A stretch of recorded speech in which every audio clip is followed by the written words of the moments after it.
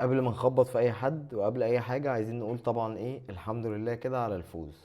فوز مهم وفوز غالي. نيجيريا لعبنا معاها 21 ماتش، اتعادلنا في 7 وخسرنا 7 وفوزنا 7، فالنهاردة ده كده الفوز الثامن لينا، فالحمد لله على المكسب. مكسب مهم جدا حتى لو المباراة ودية، عشان نفسية اللعيبة وعشان نطمن على اللعيبة الاحتياطي بتاعتنا وكل الكلام الجميل ده. بس انا عندي سؤال لكابتن محمد الشناوي: احنا لغاية امتى هنفضل نغلط نفس الغلطات بتاعة الناشئين دي؟ يعني انت هتكبر امتى؟ يعني انت ما شاء الله عليك، انت قدي في السن، يعني انت او ولا يمكن اكبر مني بسنة، اصغر مني بسنة، اللي هو خلاص اللي زيك بطلوا يلعبوا كورة، بقوا بيتفرجوا عليها بس. فانت لغاية امتى هتفضل تغلط الغلطات بتاعت الناشئين؟ ان انت مش عارف تمسك كورة، مش عارف تطلع على الكورة، يعني كورة عادية جدا في متناول في ايدك مش عارف تمسكها. طب احنا هنفضل بس في الضحك لغاية يعني هنفضل في الضحك ده لغاية امتى؟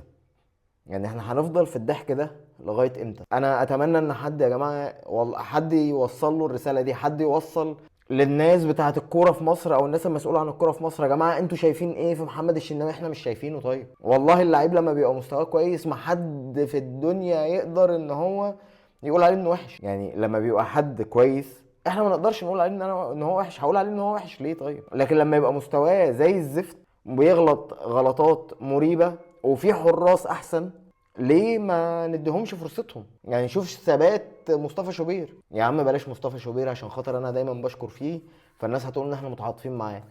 محمد بسام، محمد بسام ما جاش المنتخب ليه؟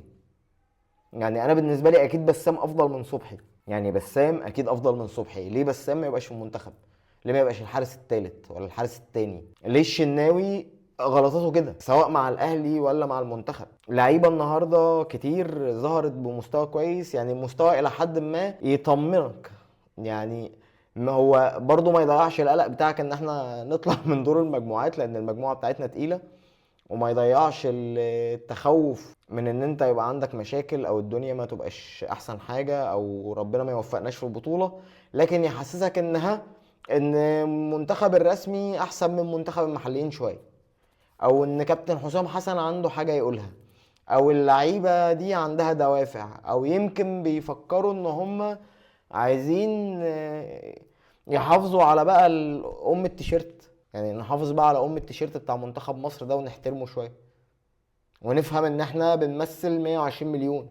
انت مش بتمثل نفسك، انت مش بتمثل نفسك. الغلطه الجون اللي دخل في الشناوي ده، هو ما دخلش في الشناوي، هو دخل في مصر. وكل جون بيجي فينا في اي بطوله لاي منتخب من بتوعنا، هو الهدف اللي بتجيبه هي مصر بتجيبه. يعني بيتقال منتخب مصر جاب جون، ما بيتقالش انه فلان اللي جاب الجون، ما بيتقالش ان فلان اتهزم، هي بيتقال ان منتخب مصر اتهزم. فنفهم النقطه دي. فنيات في الماتش، يعني محمد هاني كويس، زيزو كويس. انا شايف ان زيزو محتاج بقى يجيب جوان. يعني زيزو الفترة الجاية زيزو محتاج يجيب جون. خلاص بقى كفاية كده، يعني كفاية علينا اسيستات. انا راضي بمستواه، والراجل مستواه كويس ومحافظ على فورمته ودوره مهم ومؤثر في الملعب وكل حاجة، بس كفاية اسيستات كده. عايزين نشوف اجوان بقى، اجوان يا كابتن زيزو، اجوان يا كباتن يا اللي بتلعبوا جنب زيزو. ادوا له اسيستات، اعملوا له كي باس محترم، خلوا الراجل يجيب اجوان. زيزو محتاج يجيب اجوان. مصطفى محمد يعني الجون اللي جابه حلو، بس لا، ما مش ده مهاجم منتخب مصر. اسامه فيصل مش مهاجم منتخب مصر، صلاح محسن مش مهاجم منتخب مصر. يعني احنا مستنيين نشوف مرموش وصلاح لما يبقوا موجودين وتريزيجيه واللعيبه اللي كانت غايبه عن التشكيل النهارده، نشوف تاثيرهم هيبقى عامل ازاي بقى في الماتشات الرسميه باذن الله في دور المجموعات لكاس الامم. بس لا، احنا عندنا مشكله في المهاجم، عندنا مشكله في المهاجم وعندنا مشاكل كبيره في الدفاع، فلازم نتك عليها شويه. واتمنى يا رب يا رب الفنانين يبعدوا عن المنتخب. يعني يا رب الفنانين يبعدوا عن المنتخب، ابعدوا عن اللي في البطوله دي، بس عايزين نكسب بطوله، ارحمونا. يعني الفنانين يبعدوا، الفندق بتاع الإقامة بتاعنا يبقى فندق هادي، المشجعين اللي بيشجعوا يبقوا مشجعين بجد. يعني لو في شركات هتكسب ناس ولا هتسفر ناس ولا هتطلع ناس، والنبي طلعوا مشجعين، ما تطلعوش ناس رايحة تاخد لقطة، ما تطلعيوش ناس رايحة تعمل شو. ابوس ايديكوا، نفسنا في بطولة. بقالنا 15 سنة مفيش اي انجاز للكرة المصرية يذكر غير بطولات النادي الاهلي. اللي انا كاهلاوي بقول لك ان احنا عندنا تقصير في بطوله زي كاس العالم للانديه، وبنضيع كتير فرص من ايدينا كعاده اللعيبه المصريين، وكعاده اللي بيحصل في الكره المصريه، واللي بيحصل دايما في منظومه الكره في مصر. فيا رب يا رب يا رب نركز ونعقل ونحافظ على ادائنا، ونعمل ماتشات تليق بمستوى منتخب مصر، ونشوف ماتشات احسن من ماتش النهارده. ماتش النهارده ما كانش وحش، بس لا، نيجيريا كانت مستحوذه، نيجيريا كانت اخطر، وفي الاول وفي الاخر ده ماتش ودي. فعايزين بقى نشوف رجوله اكتر من كده، واداء احسن من كده، وفكر خططي احسن من كده في اللي جاي.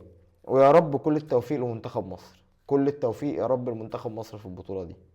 نختم كلامنا بالصلاه على اشرف الخلق اجمعين، سيدنا محمد عليه افضل الصلاه والتسليم. وما ننساش اهلنا في فلسطين وفي العراق وفي اليمن وفي سوريا وفي لبنان وفي السودان وفي كل الدول العربيه من المتضرره من الدعاء. اللهم امين. واشوفكم على خير في فيديو جديد. السلام عليكم.